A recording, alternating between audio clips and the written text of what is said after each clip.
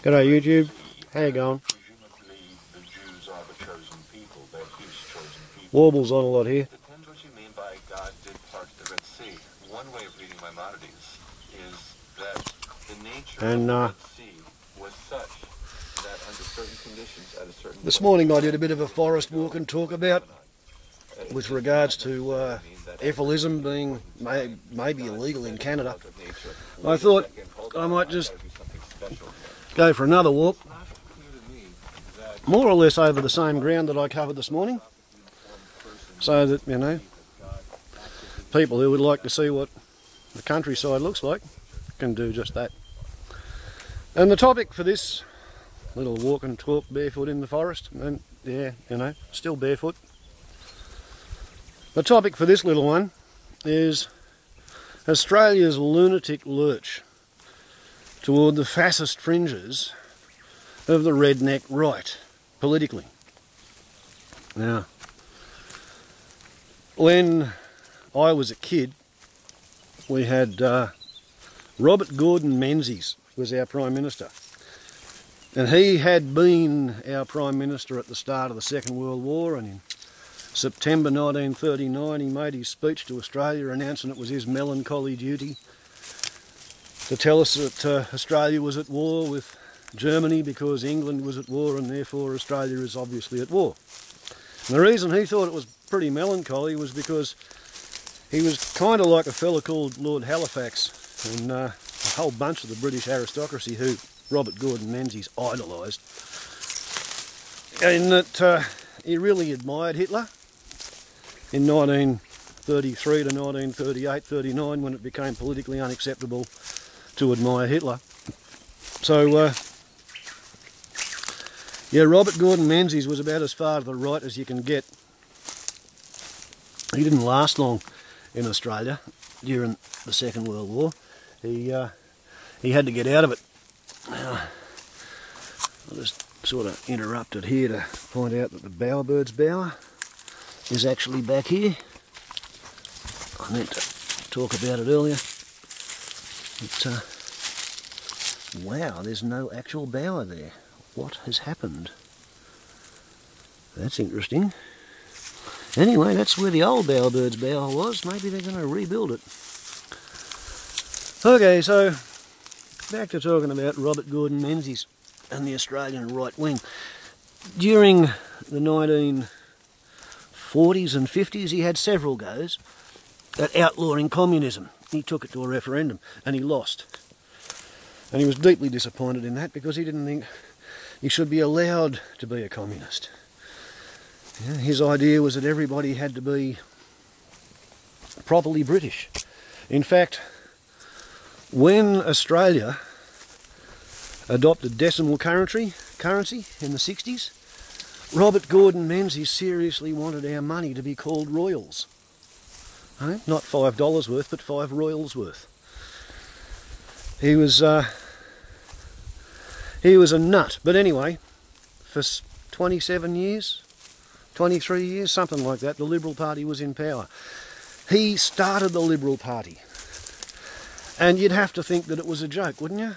How can he call it the Liberal Party when the only liberal ideas he propagated was the idea that capitalists and employers should have perfect liberty to exploit whoever they think they can make money out of. That was what Robert Gordon Menzies' idea of liberalism was. Make communism illegal and let the employers do whatever they want. That was his trip. What a nice bloke, I don't think. So anyway, finally, eventually, the Liberal Party got out of office. That's right, he was Prime Minister for 23 years, they stayed in power for 27 years. And we got a left-wing government. Gough Whitlam's Labor Party. Gough Whitlam was a navigator in the Royal Australian Air Force fighting the Japanese. And like a lot of Australia's World War II veterans, he was very strong on egalitarianism. He was very strong on the idea of a fair go for all. And he achieved more social change in the direction of a fair go for all in his 3-year prime ministership, during which he was elected twice, than has happened in the last 100 years, I think it would be fair to say. What have we got? Bit of a Scotch thistle in me toe. You see, Scotch thistle is the protected species out here on the sheep farm. And here on the sheep farm, all you can see is sheep turds. See, there's lots of sheep turds. Spike rush, chewed off short. So, we lost our left-wing government in 1975 during the dismissal, and it's recently come about that certain papers have been released, and it turns out that our Governor-General at the time, the Queen's man in Australia, Kerr was his name, K-E-R-R, should have been C-U-R-R. But anyway, Governor-General Kerr was actually rehearsing his letter to dismiss our Prime Minister several weeks before there was any constitutional crisis over the Senate blocking supply. So apparently that was a bit of a put-up job. The Liberal Party didn't do a bad job, considering that they were Liberals. Under Malcolm Fraser, we allowed the boat people to come in by the tens of thousands from Vietnam when the communist government fell there. Because, let's face it, you break it, you fix it. Well, we broke Vietnam. We friggin' helped break Vietnam. Matter of fact, the reason the Americans got sucked into Vietnam was Robert Gordon Menzies. Robert Gordon Menzies manipulated for years to suck the Americans into Vietnam. Australia had troops there in 1961, advisors. Yankees didn't fucking show up till 1965. The reason Robert Gordon Menzies wanted to suck America into Vietnam was to get even for the way the Americans treated England during the invasion of Egypt and the Suez Canal in the 1950s. England and France were told by America that they had to back off. Robert Gordon Menzies was an English loyalist monarchist, and he didn't like that. So we spool it forward. Flak Jacket Johnny Howard decided that he had to take us to war. Gulf War II, Absurdistan. He was described as the man of steel, right? Stalin. Isn't that funny? That Robert Gordon Menzies' protege, John Winston Howard, should be described as the man of steel, bracket Stalin, by the American presidents. President Shrub, George W. Bush the Little. So, Australia was fairly firmly in a right-wing trajectory, and the Labor Party had been taught by the dismissal that no matter what the Americans want to do, Australia has to go the distance. We have to wave the American flag as if we are the 51st state. So, pretty much until the global financial crisis hit, we used to maintain something of a fiction of being a fair-go style of a country. But recently, all our state governments have been toppled. Labor tossed out, Liberal National Party coalition governments coming back in. And the toll in terms of egalitarian, fair-minded social policy has been absolutely astounding. In the Northern Territory, because the Federal Labor Party extended a thing called the Northern Territory Intervention Act, which basically stripped citizenship rights from Aborigines because they're black, under the guise of protection against child sexual assault, drunkenness and pornography.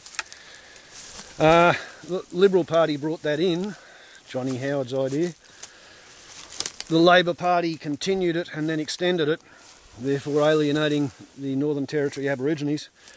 And the Northern Territory Aborigines have just voted for a national Liberal Party coalition, which is their first act, is to abolish all restrictive laws on selling alcohol to Aborigines and bring in the idea of forced labour camps for Aborigines who can't hold their liquor.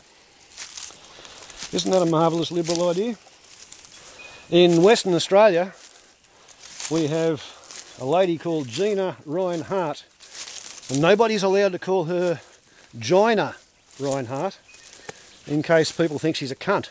But anyway, Gina Reinhardt has recently made a speech in a movie on YouTube where she says that the solution to Australia's woes would be to have a special economic zone across northwestern Australia where there are no environmental regulations, where illegal immigration could be enhanced and condoned for the purposes of paying Australians $2 a day to work in her mining projects, the same as she can get people to work in Africa.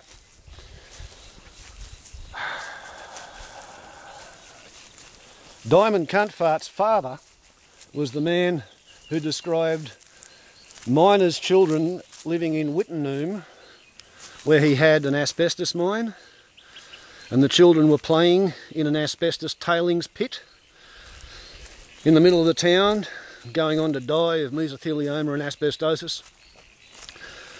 Laying hand on his cock, he reckoned that that was the price of progress, and nobody should complain about it. He also wanted to set up an isolated northwestern Australian port to service his iron ore mines, which are currently selling ore to China and lining Diamond Cuntfart's pockets.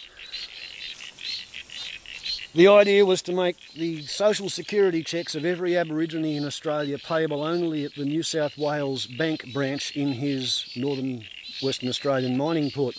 That way any Aborigines on social security would have to go to his town to get their dole check cashed, and then he would be able fairly easily to put contraceptives in the water supply, and as he put it in the Sydney Telegraph in 1982, he would be able to breed the problem out of existence within a generation. Okay, so that's Western Australia. South Australia, they're kind of starving because we're going into another drought, and they live at the bottom of the Murray-Darling Basin. They've just brought in some new laws to disenfranchise Aborigines in the northeast of their state, take away all their land rights because somebody wants to dig a fucking mine there. In Victoria, the Bracks government, Liberal Party, has just broken all of its promises to the school teachers and set off statewide teachers' strikes because they're going to cut teachers' wages.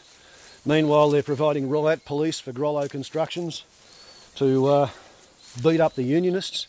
The unionists actually forced the police on horseback back off the site one day there, but you know, all those unionists are going to get taken to court and charged tens of thousands of dollars for every day that they were failing to obey their work directives. New South Wales. Barry O'Farrell is a Liberal Party Premier here, and it's such a time warp in New South Wales that their Minister for Transport's name is Gladys. And to be a Minister of the Crown in 2012 with a name like Gladys, you'd have to accept that this person has grown up in a suburban shithole, and the parents she role modelled on were precisely the people that Dame Edna Everage was parodying for the whole of Dame Edna's 50-year career. So Gladys has decided she's going to have a uniform and public appearance policy in the railways. So you're not allowed to put your sunglasses on your head or you get sent home.